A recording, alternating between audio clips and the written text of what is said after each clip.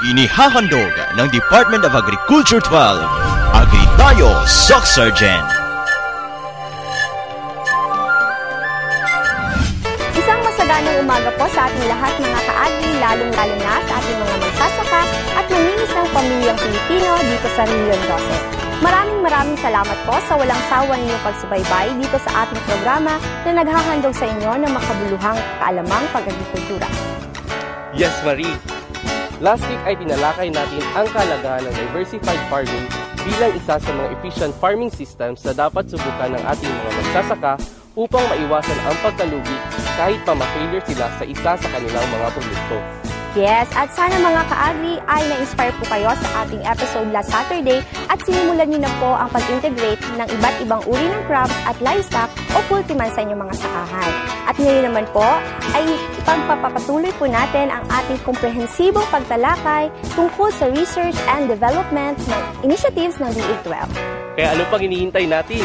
Sabay-sabay na nating tuklasin at palaganapin ang ganda at sigla ng agrikultura dito sa Agri Tayo, Soc Sergeant!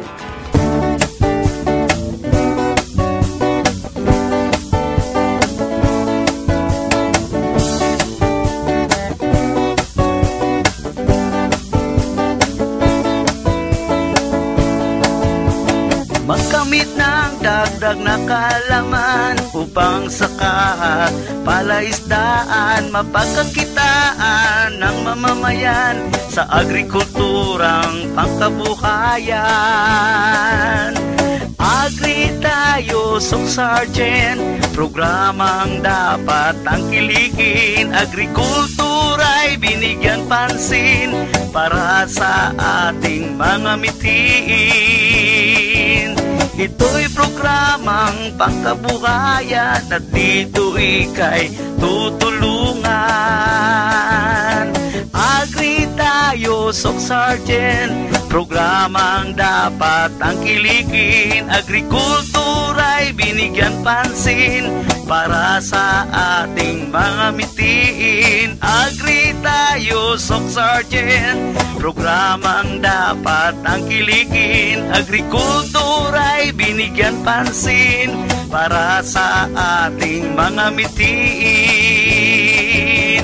Agri Tayo, Soc Sergeant, Agri Tayo, Soc Sergeant, Agri Tayo, Soc Sergeant, Agri Tayo, Soc Sergeant.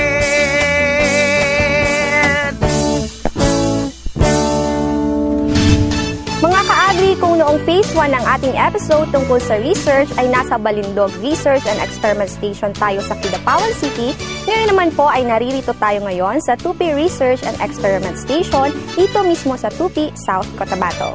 At mamaya Marie, makakapanayam natin si Dr. Lorna Villar, ang Research Division Head ng DARFO 12. Aalamin natin straight from her kung ano ang kasalukuyang ginagawang research undertakings ng ating mga mananaliksik. Yes, Christian, at dahil nandito na rin tayo ay susubukan natin libutin itong Tupi Research and Experiment Station upang maibahagi natin sa kanila kung ano nga ba yung maaari ninyong gawin sa inyong mga sakahan. At balita ko Marie, may gagawin tayong kakaiba mamaya sa ating Agri-Techno. So mga ka-agri, yan ang dapat nyong abangan. Yes, Christian, kaya huwag na natin patagalin. Ito na po ang isang oras ninyong programang handog sa inyo ng Department of Agriculture sa pangunguna ni na Secretary Proceso J. Alcala at ni Regional Executive Director Amalia Hayag Datukan. And through the active participation with the Regional Agriculture and Fisheries Council 12, led by Chairman Vinicio Bautista. Kaya mula dito sa Tupi, South Cotabato, tunghayan na natin ang mga malalaking balitang agrikultura ngayong linggo. Kasama si Ms. Nelma Limba ang buluto, narito na ang ating Agri Balitaan.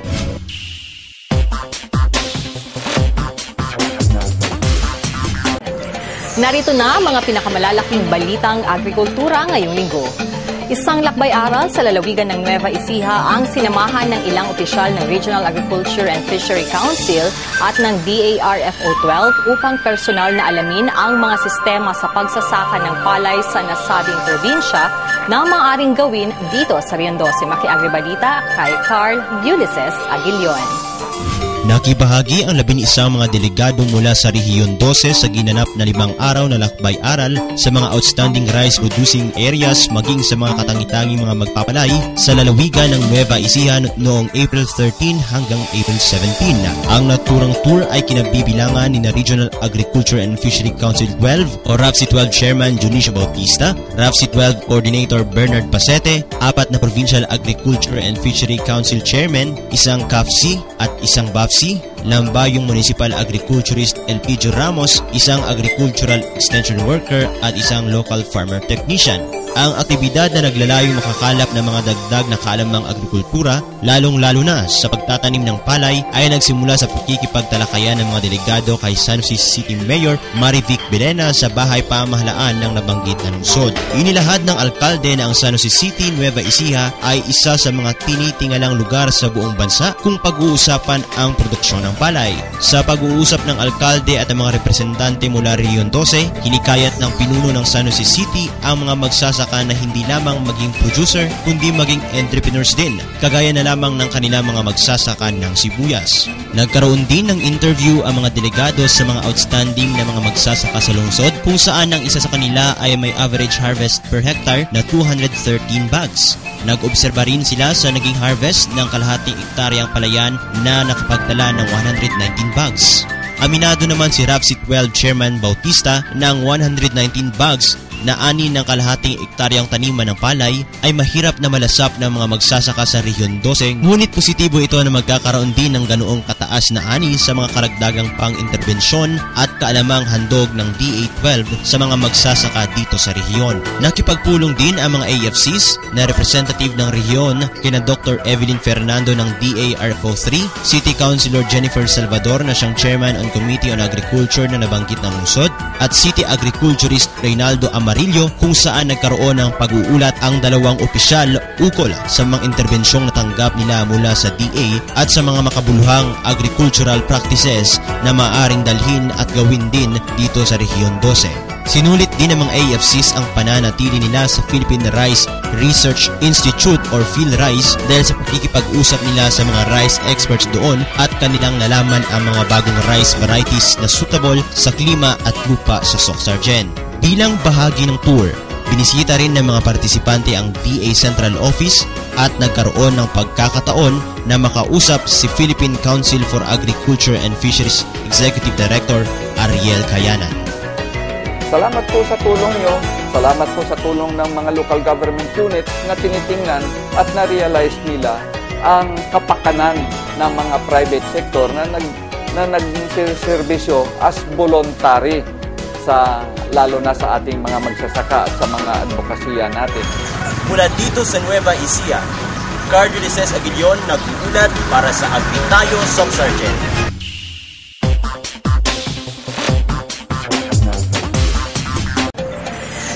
Sa iba pang balita, naging host ng kauna-unahang coordination meeting at first quarter assessment para sa Enterprise Development Component ng Philippine Rural Development Project ang RPCO-12 at pagkatapos nito ay ikinasa na rin ang evaluation para sa proposed enterprises ng mga lalawigan ng Sultan Kudarat at North Cotabato.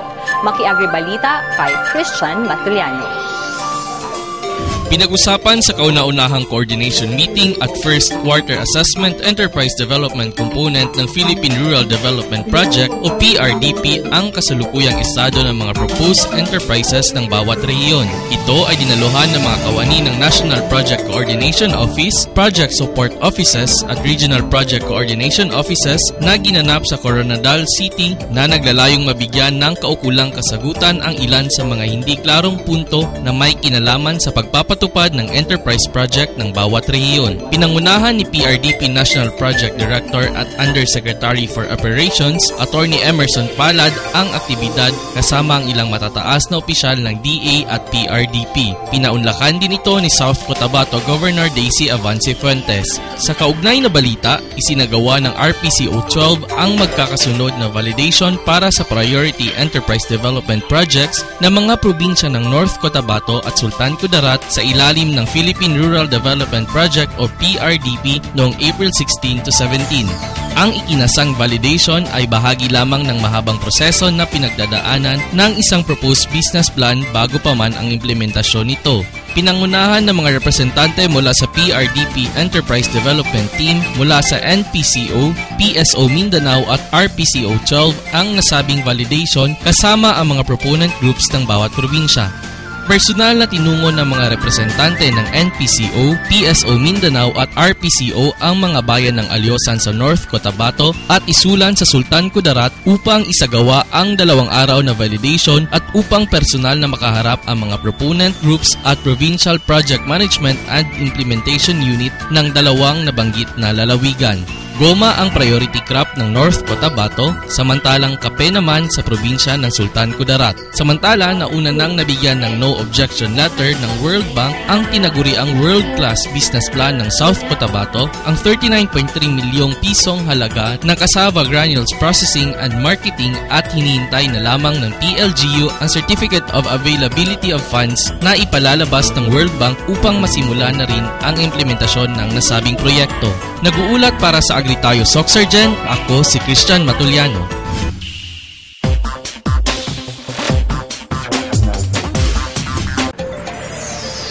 Samantala, tinipon ng pamunuan ng DA12 ang mga local farmer technicians sa isang pagpupulong upang hingin sa mga ito ang mga pinakahuling updates mula sa field hinggil sa kanilang kontribusyon sa patuloy na papataas na produksyon ng palay sa rehiyon. Maki-agribalita kay Chat Muñez.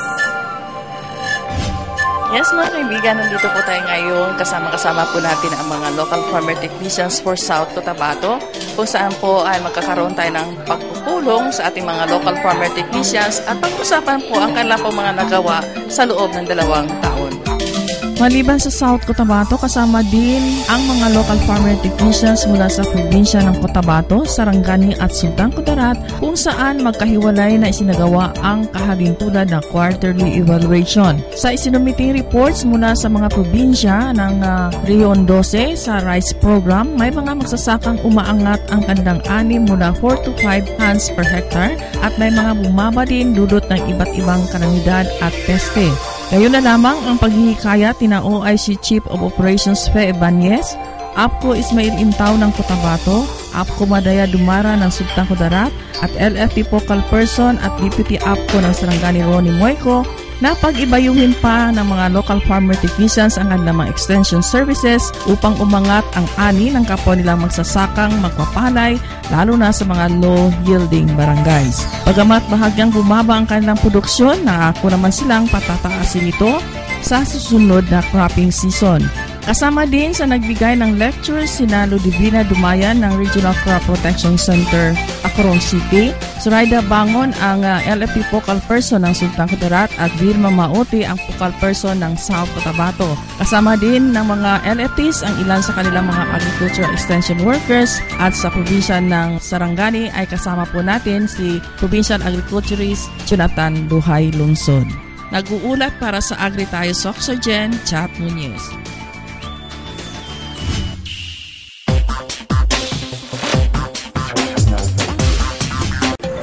Sa dagdag na balita, mariing pinabulaanan ni Agriculture Secretary Proceso Alcala ang mga lumalabas na report hinggil sa hindi maayos na paggastos sa 14 billion pesos na pondo ng kagawaran noong 2013. Maki-agribalita kay Edgar Alan Pasaol. Pinabulaanan ni Agriculture Secretary Proceso Alcala ang balitang nasa 14 bilyong pisong halaga ng pondo ng ahensya ang hindi maayos na nagastos noong 2013. Sa naging press conference sa Malacanang kamakailan, inihayag nito na ang Commission on Audit ay nangangailangan lamang ng mga paliwanag mula sa Department of Agriculture hinggil sa pinaglaanan at pinaggastusan ng pondo at walang anumang issue na ang dagdag pa rito. Tinukoy din ng kalihim na sinusuri pa ngayon ng DA ang findings ng COA at magsusumite rin sila ng ulat kay Pangulong Noynoy Aquino. Sinabi rin ni Alcala na maaaring ginagamit ng iilang grupo ang mga inilabas na report ng COA upang gipitin siya at bumaba na sa pwesto. Siniguro naman ng kalihim na hindi niya kailanman sisirain ang tiwala ni Pangulong Aquino sa kanya. Iniingganyo na lamang nito ang kanyang mga kritiko na pumunta sa mga agriculture communities upang personal na masaksihan ang mga accomplishment ng DA. Nag-uulat para sa Agri Tayo Sok Sergeant. Ako si Edgar Alan Pasaon.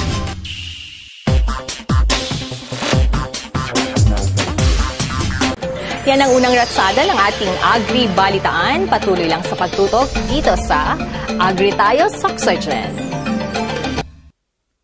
Ang El Niño ay isang hindi pangkaraniwang kaganapan sa klima na nararanasan sa buong mundo. Umiinit kasi ang karagatang Pasipiko, kaya nagiging mainit at maalinsangan din ang buga ng hangin. Tumatagal ito ng 8 buwan, minsan higit pa sa 1 taon. Naulit din ito tuwing 2 hanggang 7 taon. Iba-iba ang pagitan, kaya mahirap hulaan. Ang pinakamaganda, maging laging handa, lalo na yung mga pinaka-apektadong lugar. Huli tayong dinalaw ng El Niño taong 2010, kung saan libo-libong ektaryeng sakahan sa bansa ang natuyo. Nagkaroon din ng malawakang kakulangan sa tubig, pagkamatay ng mga lamang dagat, pagbaba ng produksyon ng mga pananim, malnutrisyon at pagtaas ng mga bilihin. Hindi biro ang mga epekto ng El Niño, kaya't wala man sa kamay natin ang pagdating nito, harapin natin ito ng may kaakibat na solusyon.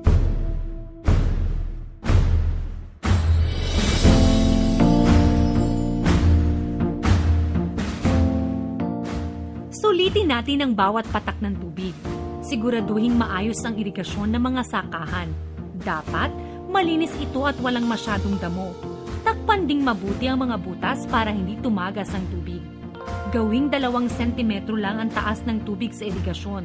25 hanggang 30 araw mula lipat tanim. Pag husto na ang tubig sa sakahan, isarado na ang mga kanal para hindi maimbak at masayang ang mga sobrang tubig. Buksan na lang ulit ang tubig sa irigasyon pag tuyo na ang lupa. Maaring gumamit ng cloud seeding, ang paglalagay ng chemical sa ulap para bumigat ito at mapabilis ang ulan. Ang mga karaniwang chemical na ginagamit dito ay asin, dry ice at silver iodide. Dapat imbaking mabuti ang tubig galing dito dahil hindi ito basta-bastang proseso. Sa pagtatanim, piliin ang mga palay na mabilis gumulang at pwede agad anihin, tulad na lang ng PSB RC14, RC28, RC80, RC82 at IR64.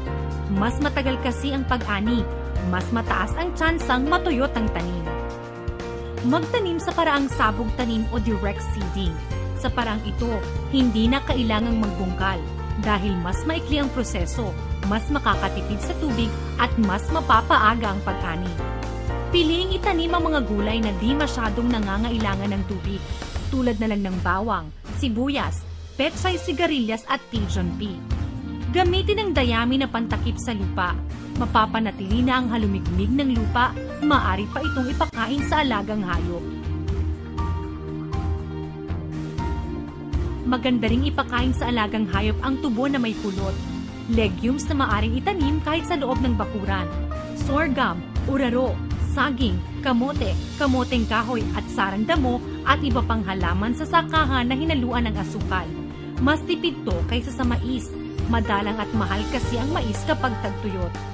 Huwag ding kalimutang bigyan ng mineral block ang mga alagang hayop para malakas ang resistensya nila sa mahabang tag-init. Kung ang alaga mo ay baboy o baka, dapat alam mong hirap silang mabuntis kapag sobrang init ng panahon. Malamang, kakailanganin nila ang artificial insemination. Magpatulong sa livestock technician sa lugar nyo para maayos na maisagawa to. Kung isda naman ang inaalagaan, piliin ang mga klase ng isdang hindi masyadong apektado sa tagtuyot. Bukod kasi sa pag-init ng tubig, umaalat din to kapag tag-init. Ilan sa mga isdang kayang tumagal sa El Niño ay hito, tilapia, bangus, at dalag. Marami pa tayong kayang gawin para maghanda sa El Niño. Para malaman ang lahat ng to, sumangguni sa pinakamalapit na opisina ng Department of Agriculture. Hindi lang kayo basta tuturuan ng iba't ibang paraan para maghanda. Tutulungan pa kayong magkaroon ng mga kagamitan at magsimula ng mga programa para rito. Sa susunod na pagbisita ng El Niño, sama-sama nating haharapin to. Huwag mag-alala dahil walang mawawala kung lagi tayong handa.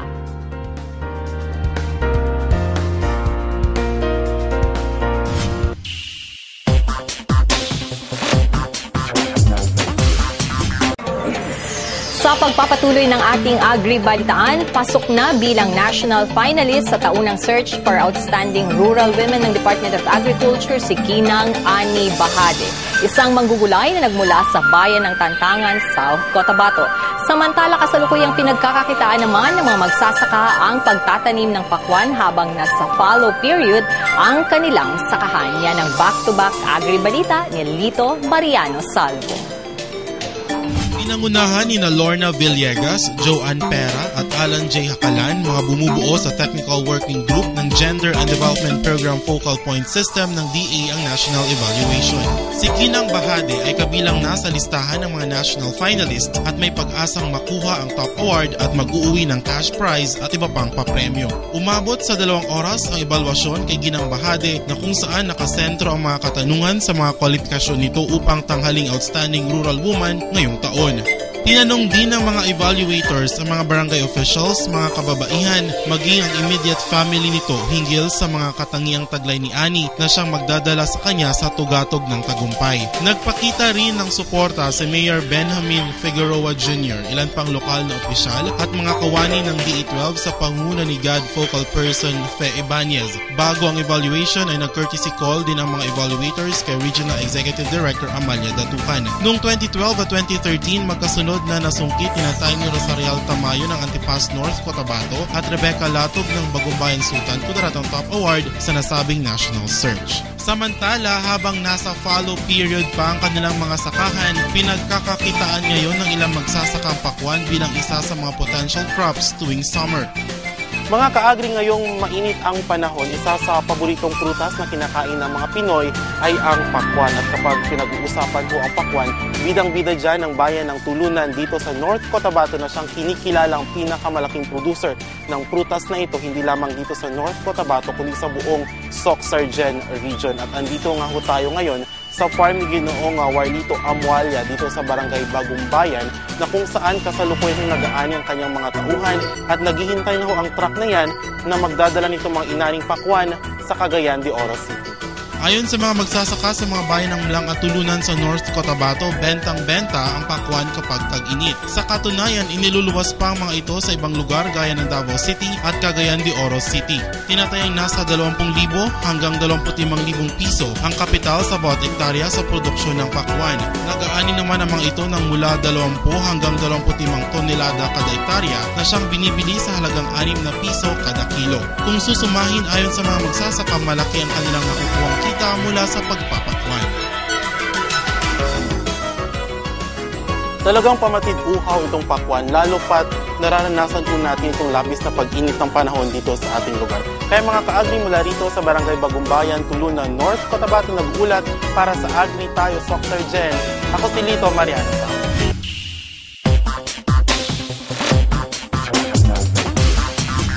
Sa iba pang balita, pinangunahan ng Project Support Office ng PRDP sa Mindanao ang isang coordination meeting na dinaluhan ng mga empleyado ng 6 na Regional Project Coordination Offices o RPCO sa Davao City upang pag-usapan ang mga pagbabago sa guidelines tungkol sa implementasyon ng infrastructure at enterprise projects.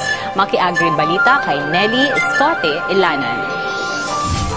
Nagtipon-tipon ang mga opisyal ng bawat Regional Program Coordination Office ng Mindanao Cluster upang dumalo sa kauna-unahang coordination meeting para sa Philippine Rural Development Project sa Island City of Samal noong nakaraang linggo. Pinangasiwaan ng PRDP Project Support Office Mindanao Cluster ang nasabing aktibidad na naglalayong maipabatid sa bawat RPCO ang mga pagbabago sa implementing guidelines sa enterprise at infrastructure development components ng nasabing pambansang proyekto. Isa sa binigyang diin sa pagpupulong ang direktang partisipasyon ng mga lokal na pamahalaan sa pakikipagtulungan sa DARPCO kung ang mga ito ay sentro ng produksyon, pagpoproseso at marketing ng mga nakasaad sa value chain analysis. Dagdag pa rito, dapat mismong sa MLGU manggagaling ang pondo para sa equity sa mga proyektong kanilang ipapatupad. Ang nasabing pagbabago ay magbibigay daan sa mga MLGU na magkakaroon ng kalayaan na magpatupad ng proyektong kanilang gusto nang hindi nakadepende sa kanilang provincial local government unit. Sa nabanggit na pagpupulong, hinikayat ni PRDP National Project Director Arnel de Mesa ang mga RPCO na magdaos ng masusi at komprehensibong pag-aanalisa at pagsusuri sa mga sub-project proposals upang mapadali ang proseso sa pagpapatupad ng proyekto. Kailangan ding maging mapanuri at mapagmatsyag ang RPCO sa pagtanggap ng mga dokumento galing sa mga PLGU, MLGU bago pa man ito isumite at i-endorso sa PSO. Nag-uulat para sa Agri Tayo Soxurgen. Ito po si Nelly Escote Ilanan.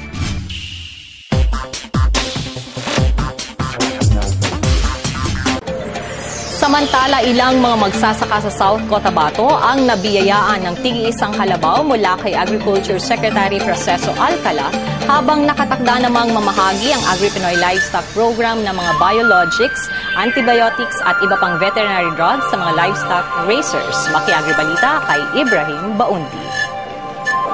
Personal na inihatid ng mga kawani ng Department of Agriculture 12 noong April 15 ang gantimpala sa mga mapapalad ng mga magsasakang hinandugan ng kalabaw kaugnay ng pagbisita ni Secretary Proceso Alcala sa Soxurgen noong March 3, 2015. Ayon kay DA12 Regional Executive Director Amalia Hayag Datukan, ang bawat masaswerteng magsasaka ay nakatanggap ng tig-isang kalabaw bilang insentibo sa kanilang pagsusumikap na makatulong sa tuloy-tuloy na progreso ng sektor ng agrikultura sa rehiyon. Ipinahayag ni Director Datukan na ang pagbibigay ng kalabaw sa mga magsasaka ay isang paraan upang maipadama sa kanila na lubos na nagpapasalamat ang DA sa kanilang patuloy na pagsuporta sa mga programa at proyekto ng tanggapan. Pinangasiwaan ng DA staff ang Agri-Pinoy Livestock Program ang paghatid sa mga kalabaw sa mga recipients nito sa mga bayan ng Nurala, Santo Niño, Surala, Tibuli, Tampakan at Coronadal City sa lalawigan ng South Cotabato. Ipinahayag ng mga magsasakang nakatanggap ng mga kalabaw na malaki ang magiging tulong nito sa kanilang pag-aaraw-araw ng gawain sa kanilang mga sakahan, lalo pat nagsisimula na ang paghahanda ng lupa ng malaking bahagi ng Rehiyon 12. Dahil dito, labis-labis ang kanilang kasiyahan at pagpapasalamat sa DA kay Secretary Proceso Alcala, Director Datukan at buong pamilya ng DA sa palaging nandyan upang tulungan ang mga magsasakang mas lumaki ang kanilang kita nang mapabuti naman ang kanilang pamumuhay. Ang mga ipinamahaging kalabaw ay may kasama pang araro at suyod mula sa Agri-Pinoy High Valley Crops Development Program na siya namang nilang matatanggap sa susunod na buwan. Samantala, nakatagdang mamahagi ang humigit kumulang ng 35,000 doses ng biologic, antibiotics, multivitamins, dewormer at mineral supplements ang Agri-Pinoy Livestock Program sa mga livestock raisers sa 4 na lalawigan ng rehiyon. Ayon kay Agri-Pinoy Livestock Coordinator Dr. John Pascual, ang nasabing hakbang ay kasunod ng ginawang request ng livestock raiser dahil maraming nagkakasakit na mga hayop dulot ng masamang klima ng panahon. Nag-uulat para sa Agri Tayo Soxurgen, ako po si Yves Baundi.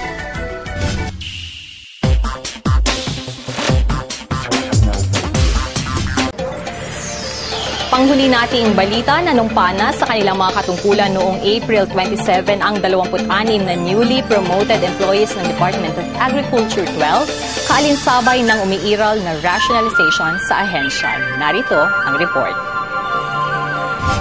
Nandito po tayo ngayon sa Japanese Hall ng The Farm, Carpenter Hill dito sa Coronadal City kung saan ay kasalukuyan pong ginaganap ang oath-taking ceremony ng mga newly promoted na empleyado ng kagawaran ng pagsasaka dito sa Rehiyon 12. At syempre po mga ka-agri, ang aktibidad ay pinangungunahan ng ating Regional Executive Director Amalia Hayag Datukan.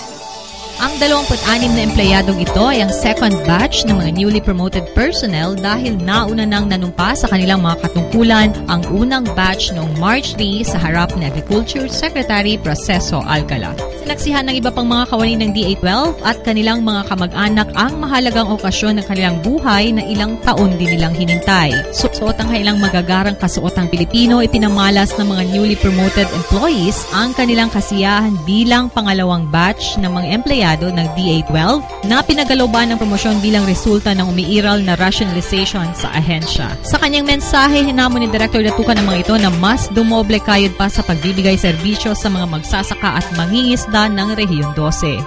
So with that, I would like to challenge you. While I will congratulate you, I also would like to challenge you to do your part.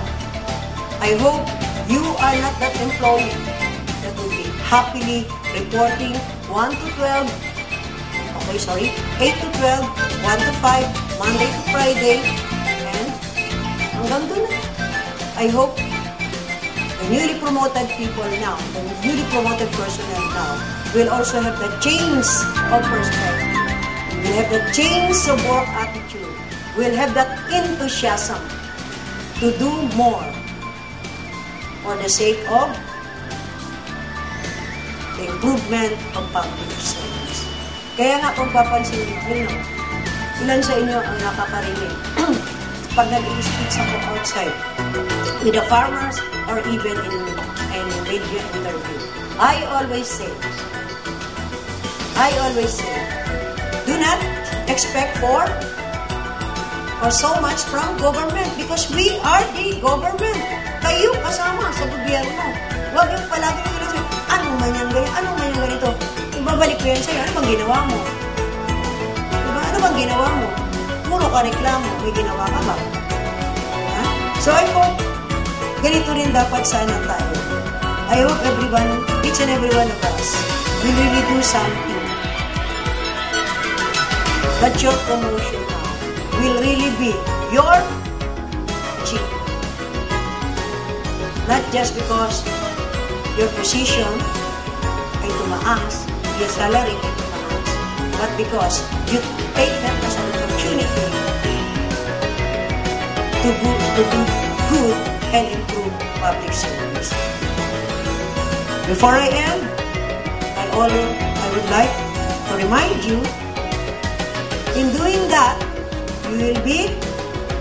you should be proactive. First, proactive.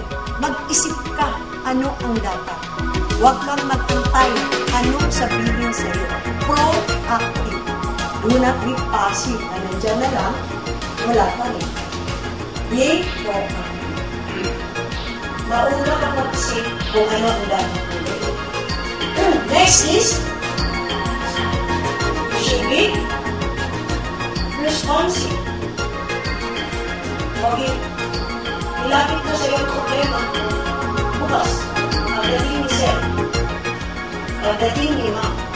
So I hope you that do something now habang hindi pa dumarating si Sir o hindi pa dumarating si Ma'am.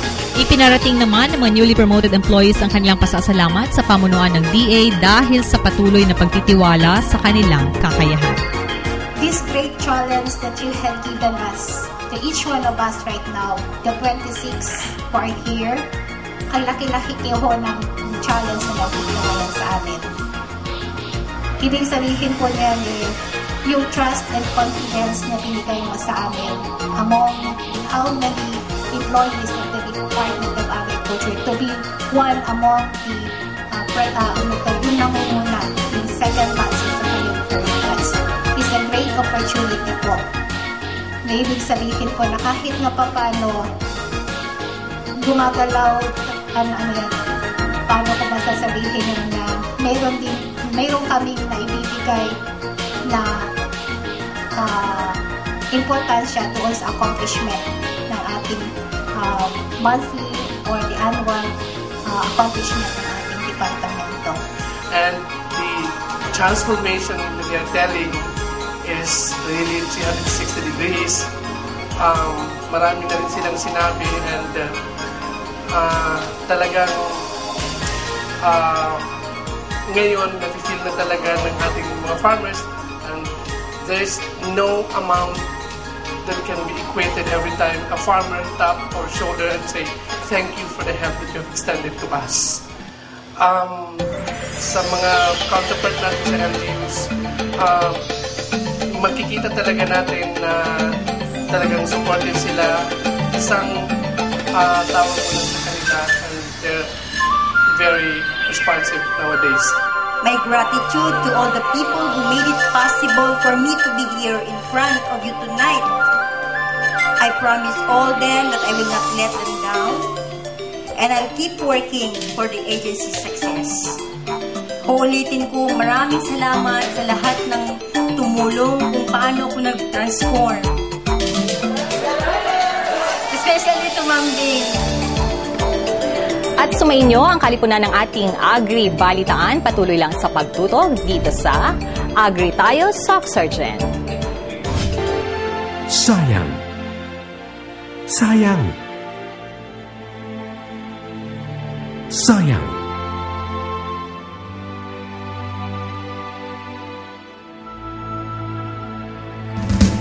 Madami sanang nakikinabang kapag walang nasasayang. Kung susumahin, mahigit sa 7 bilyong piso ang halaga ng nasasayang na kanin. Ang halagang ito ay maaari nang makabusog sa milyon-milyong pamilyang Pinoy at makatulong sa ating mga kababayan sa iba't ibang pamamaraan.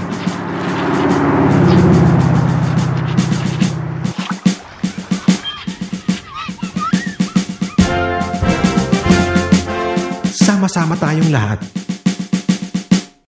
Palay, bigas, kanin, huwag sayangin upang marami ang makakain. Ano ba ang mga mabuting gawin upang hindi nasasayang ang palay, bigas at kanin? Hugasan ta siya, hugasan ta imbukas, pag-ubos, para wayroon malugpas, pag-asag ta sin tuwig, hibalik ta siya para lomsin tungkang, patway maugpas. Ang ginaobra ko, ginapasampok na sila kanumbra. Hinahinay kita ba siya para nag-aras manadaman sayang? Pang kita magluwag bihang palay, sabay tiyo-tiyo bihayan, ba't daw wayroong malugpas, bang so pa kita mabaya pa kumaon, kita magbalik, palay ta, magsuno, sumuno. Bali, ubuso ay magtigang gani, kancharon lang ang pag-insakto lang kanya maubos ang tanan ng pamilya. El araw siya po kita na de anoche, bien mucho kayo, pwede ko kita si fried rice. Kuha ka lang isang kaon mo nga sakto lang sa pinggan.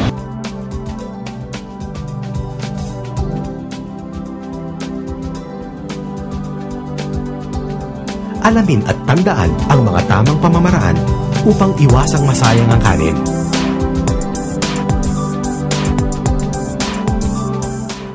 Palay, bigas, kanin, huwag sayangin upang marami ang makakain.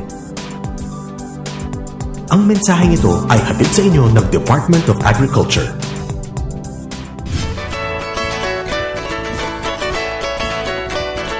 Dahil tungkol sa research ng ating tatalakayin ngayong araw, makakasama natin dito sa ating talakayan ang head ng Research Division, si Dr. Nabilba. Hello, Doc. Hello, Marie. Good morning, Marie. Napakaganda mo ngayong araw. Salamat po, Doc. Doc, batiin po natin ang ating mga tagapanood. Ay, magandang umaga po sa lahat. Magandang buhay po sa lahat ng ating mga televiewers ng ating Agri-Soc-Sargen. Opo, napakagandang umaga ngayon, no? Na tatalakay natin bilang isang head ng Research Division. Ay napakaganda pong nabigyan ninyo ng panahon. Yes, Doc. Meron po kaming konting mga katanungan lang po para sa kaalaman po ng ating mga tagapanood. So, ready na po kayo, Doc? Okay. Sige, Marie. Sige. Unang katanungan po, Doc. Ano-ano po yung mga research undertakings po na ginagawa sa kasalukuyan ng ating mga researchers po? Meron po tayong 4 na research stations na based doon sa different agroecological zones. Kung baga, itong 4 na stations ay mayroong kanya-kanyang mga environment.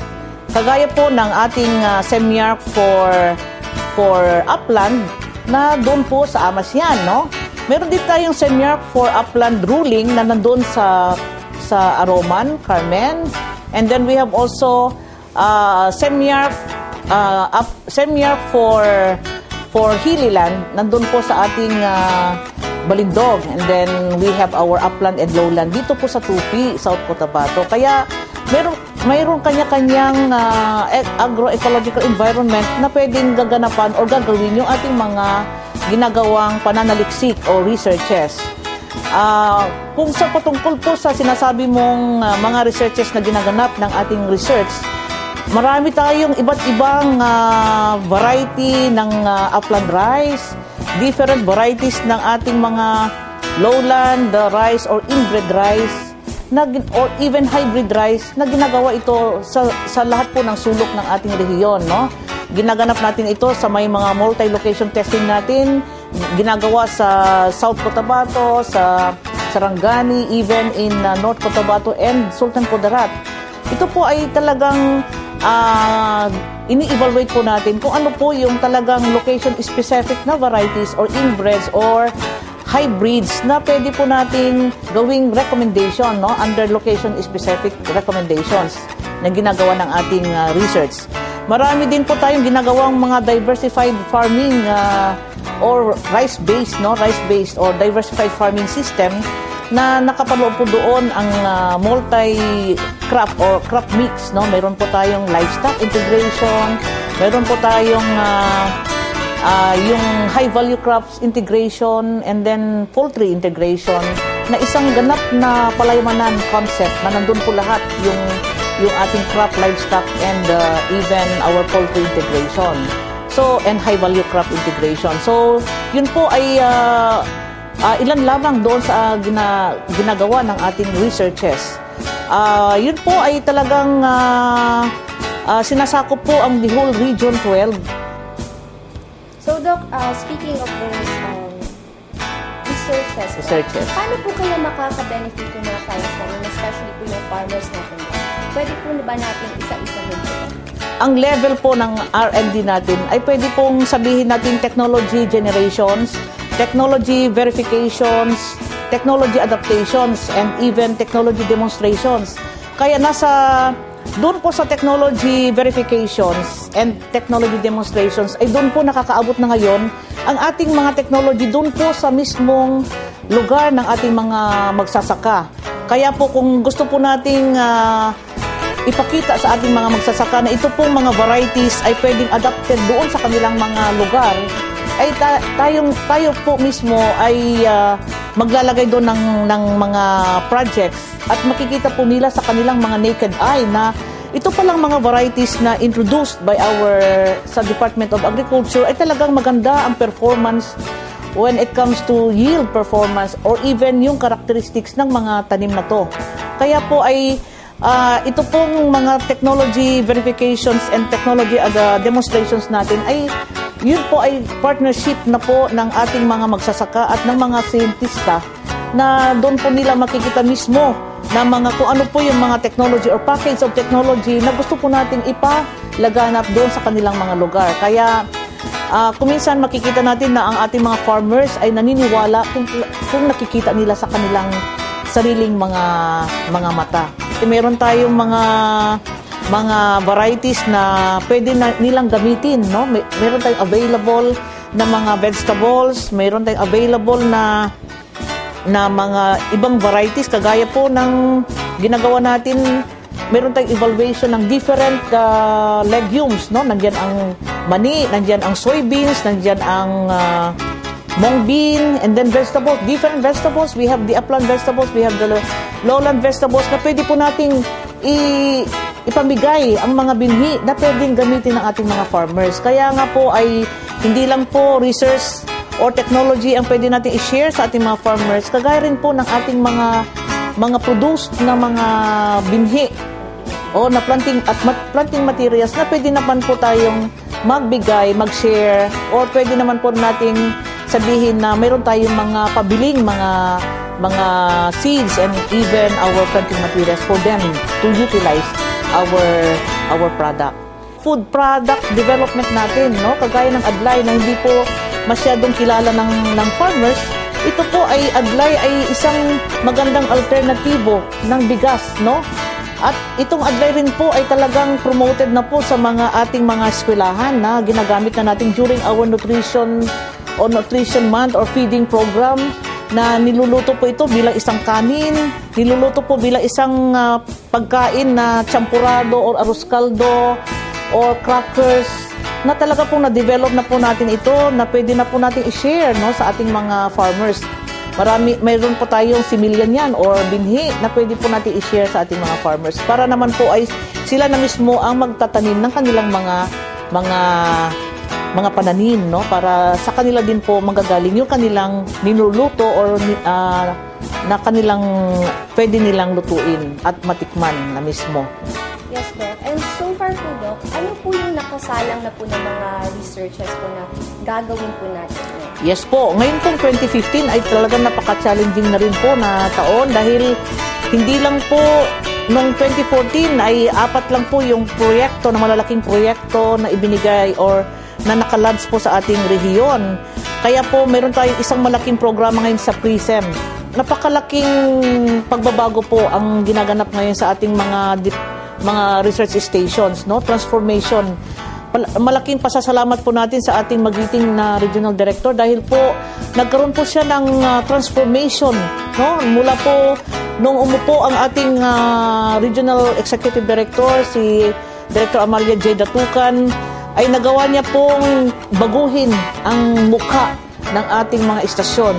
Dahil alam po natin na kung baga ang ating mga istasyon po ay mukha ng ating agrikultura, na doon po ginaganap lahat ng mga teknolohiya na pwede nating gawin, ay talaga pong makikita po natin na very beautiful yung transformation na ginaganap. Kagaya po ng ating mga structures, no? We have our structures on the tissue culture laboratory ng banana, ng mushroom, and even tissue culture laboratory ng ating white potato. And we have even our construction of the onion hanger ng SBCDP natin. We have our nurseries all over stations, nandiyan po. At lahat po ng station ay meron na po tayong meron po tayong nilagay na mga pathways, no? Pathways ng lahat ng stations, no? Meron po kanya-kanyang pathway, and then even the fencing of our stations nandun na po, no? Ang laki po ng ginawang transformation ng ating red. Yes, Doc. Thank you po sa oras niyo po, Doc. Salamat, Marie. At saka akala mo kung konti, yun pala ang haba ng iyong ang ating talakayan. Pero salamat din, Marie, at nagpapasalamat din kami sa ating Rafi dahil itong isang kaganapan ay talagang kailangan po natin yan. Marami po tayong technology na makikita sa mga iba't ibang istasyon. Sana po ay pwede rin nating balikan, no? Balikan ang lahat po ng ating na-develop na technologies na dapat isawalat natin sa ating mamamayan, sa ating mga farmers, na tayo po ay marami tayong ginagawa sa ating research. Salamat po, Marie, and magandang umaga po sa lahat. At yan mga kaagri, napasama po natin ang Head ng Research Division, si Dr. Lorna Bilbar.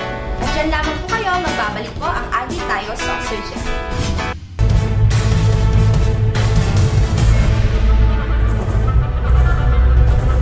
Palay,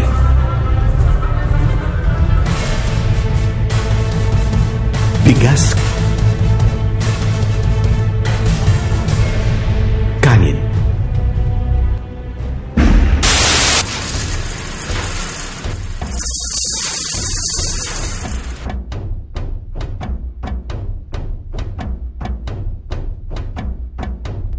Isla ko hugasan ko ang bugas, gusto niuwad ko sa balde, magamay na lang ang bilhin ng tubig, madala.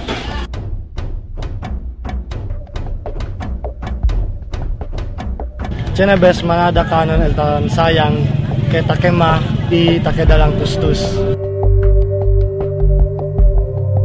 Pwede obserba ng mga okasyon, tiyan kita, nada hente ta saka manada kumida, specialmente con el kanon. Aton nga panguwa kagis busog na kita be mga bay ano naton takaw-takaw na kami sa mata pero ang amon na appetite full na wala ginaubos tapos ginaboy lang dayon in magbayo di ta masiguro in way roon maasag sa ang kanda suway amin biyak sa naton in magbabayo.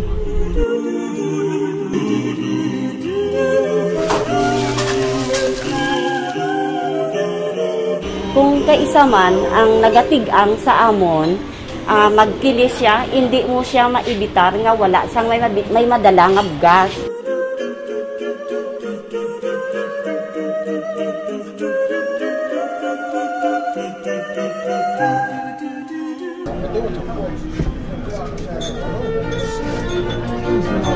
palay, bigas, kanin. Huwag sayangin. Ang mensaheng ito ay hatid sa inyo ng Department of Agriculture.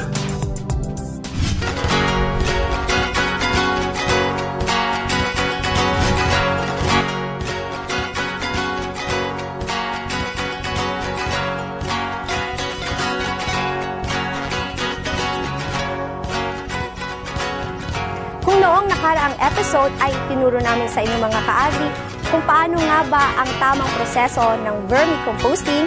Ngayong araw na ito ay aming ibabahagi sa inyo ang paggawa ng abono sa pamamagitan ng pinagsamang katas ng mga halaman sa tulong ng fermentation. At dahil dyan, makakasama natin ang Center Chief ng 2P Research and Experiment Station, si Ma'am Marcela Necesito. Hi Ma'am, good morning po. Hello po, good morning din, Marie. Mas mambati naman natin ang ating mga tagapanood. Okay, magandang araw po sa ating mga tagapanood ng Agri Tayo Soksagin. Yes ma'am, magandang araw po. Ma'am, ngayon po, ano po itong mga halaman na sa harapan natin? Magluluto po ba tayo? Hindi Marie, hindi tayo magluluto. Okay. Gagawa po tayo ng fermented plant juice at fermented fruit juice. Ano po yung fermented plant juice, ma'am? At para saan po yun? Okay, ang mga fermented plant juice po, ay ito po ay para po ito sa halaman po natin na habang nasa bata pa yung mga halaman po natin.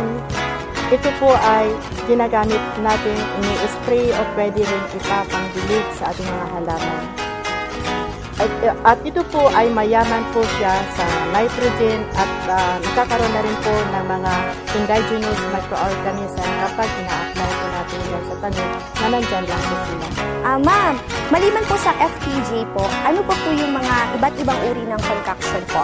Okay, Marie, marami po tayong pwedeng magawa, kagaya ng paggawa ng fermented fruit juice sa pamamagitan po ng mga iba-ibang prutas, lalong-lalo na kung doon po sa inyo ay maraming hindi nyo na nauubos na fresh, yung na-overripe na, pwede yan po magawa as fermented fruit juice, kagaya ng saging, kagaya ng papaya, kagaya ng yung melon, na kung ano yung mga fruits na marami po kayo dyan na nasasayang lang, pwede natin gawin as fermented fruit juice.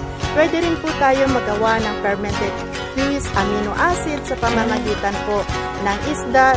Kasi kung minsan maraming nabubulok na isda, pwede na natin gawin as i-ferment po lang natin yon. At ito po ay mayaman sa nitrogen. Okay, mayroon din po tayo yung kakainan ng mga itlog, di ba? Magprito tayo, magluto, tinatapon lang natin ng yung mga eggshell na yan.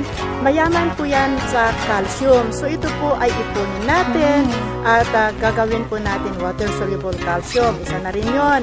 At kung sakali sa fish amino acid, wala kayong isda, pwede yung hasam niya, pwede rin po yung kool, nagawin natin kool, amino acid, parang ganon. At yun po ay sabi ko kanina na mayaman sa nitrogen. Okay, yung paggawa naman ng yung pamatay peste, kagaya ng paggawa ng OHN, pero maraming kasangkapan yan. OHN, ibig sabihin, parental herbal nutrient.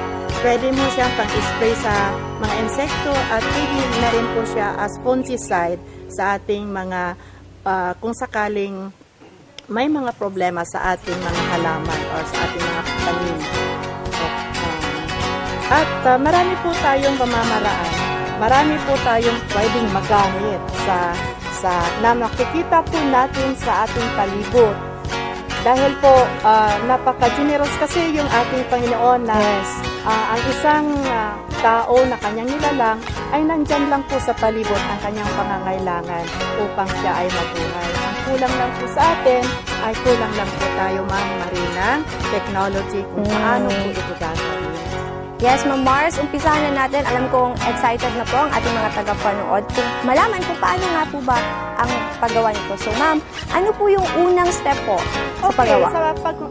Una pong gagawin po natin ay dapat kung gagawa tayo ng fermented plant juice, ito po ay kukulagtahin muna natin sa umaga kung mayroon pang hamog yung halaman o yung dew ng halaman dahil po nandoon pa yung energy. So doon kukuliktahin natin. Pwede tayo kukuha ng kagaya ng bani ng saging, yung pseudostem sa English. Okay, yun po yung mga inaalis po natin na suckers ng saging. Pwede rin natin yun magamit. Mayroon tayong pwede rin ito po yung isang uri ng gulay, yung nating.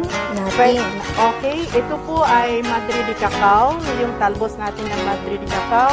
Pwede rin po yung kamote, pwede rin po yung alogbate, pwede rin po yung malunggay po, at saka yung talbos ng ipil-ipil. Ayan po. Okay. So ito po sila ay mayaman po sa nitrogen, phosphorus, at saka potassium dahil po sa paglagay po natin ito. Okay po. Ma'am Mars, ano po yung mga kailangan natin ng mga gamit po para po maumpisa na po natin ito? Okay po, una ay dapat mayroon kang gagamitin kagaya sa kutsilyo, yung sanggalan, panikdik, at saka yung dikdikan mo, or yung tinatawag natin na mortar and pestle. Yes po. So, kapag mayroon ka na yan, umpisahan na po natin dikdiki, i-chop po. I-chop natin, ang ganon. Kano po ba kalalaki or kalilit po, ma'am? Pag gusto ka lang, Ari, kung ano ka, kadami. Pwede po matry, ma'am. Okay, parang ganon. Yan po. Alright. Tapos po? Tapos, ilagay po natin sa dikdikan natin. Okay. Konti-konti na po? Okay, dikdikin, Mama Marie. Dikdikin mo yan. Sige. Pwede na rin natin ihalo yung kanin. Okay po. Yung, ano po? Sige, dikdikin. Paano po ito, ma'am? Slice. Slice po. Okay, slice din po. Alright. Tama po ba yung ginagawa ko, ma'am? Yes po. Okay. Yan. Tama na po. Okay. Ilagay mo na ito. Ihalo mo, dikdikin. Pag nadikdik na, ihalo mo na sa isang. Paano po malaman lang kung okay na po yung pag-dikdik mo? Gano'n po siya ka? Pag napino na siya, okay.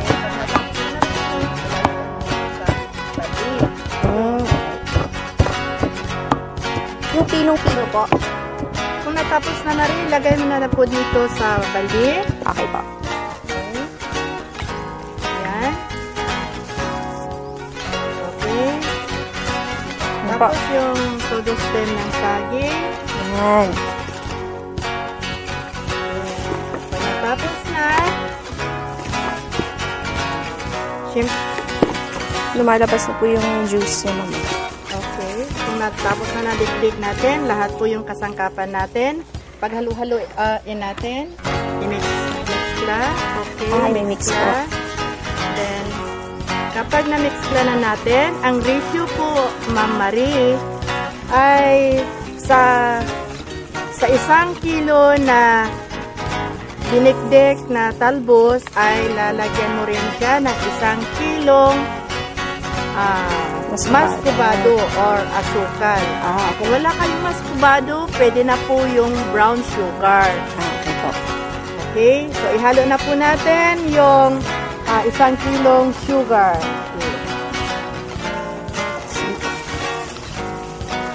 Yan. Okay, paghaluin natin. Okay. Kung sakali, Ma'am Marie, hindi kayo gumamit ng yung bani ng saging, dahil po dahon-dahon lahat yan, pwede po natin lagyan ng 10% na tubig. Lagyan natin ng 10% na tubig. Yan, ganon. Tapos, i-mix lang ulit. Pag hindi po gumamit ng bani, ma'am. Yes.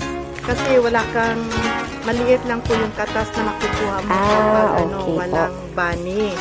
So, pagkatapos mo na nadikdik, pwede na natin takpan. Takpan po natin ng Manila paper. Ito. Okay. At tatalian. Ayan. Okay. Yan. Tapos natin natali, lagyan po natin ng label. Okay. Label. Ito po ay fermented plant juice. Ilalagay mo dyan, fermented plant juice. FPJ.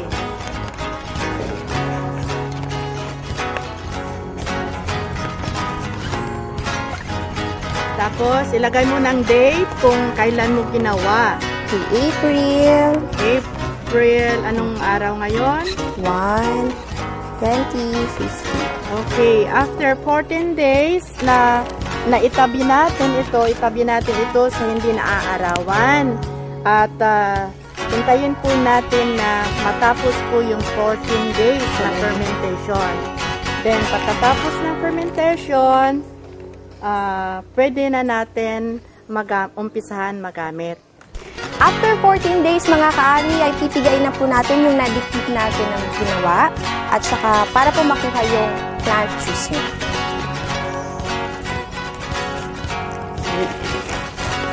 Ito na po.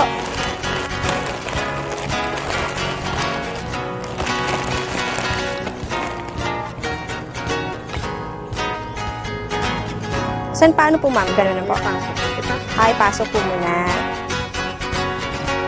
Tama na, konti muna. Okay, pipigayin mo, Ma'am Marie.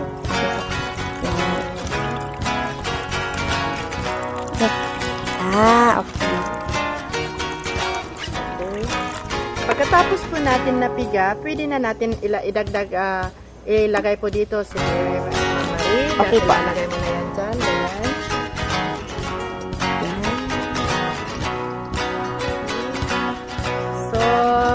Tatakpan po natin.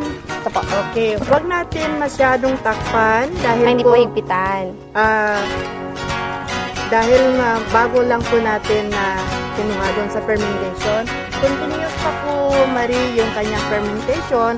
So, dapat hindi natin ito masyadong higpitan dahil po ito magbo-burst yan kung walang air na lalabas. Okay. So, dapat yan, loose lang po yan siya. Then, itatabi po natin sa malilim na lugar na hindi po naaarawan. At ito po ay pwede na natin magamit pang-spray sa ating mga tanim. So, ito po ay ini-spray natin habang bata pa yung tanim natin. Yung sa mga tanim natin na mga kulay. At sa paggamit po dito, ay ang ratio niya, 1 hanggang 2 kutsara sa 1 litrong tubig. Okay, 1 hanggang 2 kutsara na fermented plant juice sa 1 litrong tubig. At yun po ay pwede na natin idilig, pwede po natin ipang-spray sa ating mga halaman. Okay po. So, pwede po natin ulit-ulitin yan kada linggo, depende po sa inyo, para mas maganda po yun, yung maging kalalabasan po ng ating tanim. Ma'am, maraming salamat po sa oras po niyo sa pagturo po sa amin. Wala pong anuman, Marie. You are always welcome. Yan po mga ka-agri, magbabalik pa rin po ang Agri Tayo Sock Surgeon. Talaga namang naging hitik sa panibagong kaalaman tungkol sa larangan ng agrikultura ang naging 1 oras nating pagsasama. Mga ka-agri, upang maging updated po sa mga programa at proyekto ng DA, marapatin po lamang na manood tayo ng ating programa tuwing Sabado mula alas 9 hanggang alas 10 ng umaga sa mga broadcast outlets at mga social media accounts na naka-flash sa inyong mga TV screens.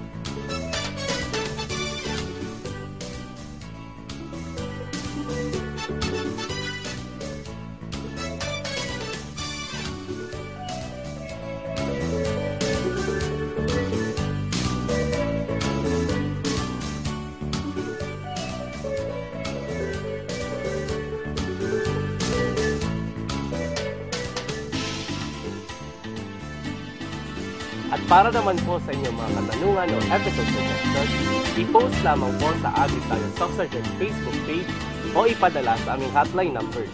Yes, mga ka-Agri, muli, maraming salamat sa walang sawa niyong pagsubaybay dito sa ating programa. Naging bahagi na ng inyong buhay tuwing Sabado.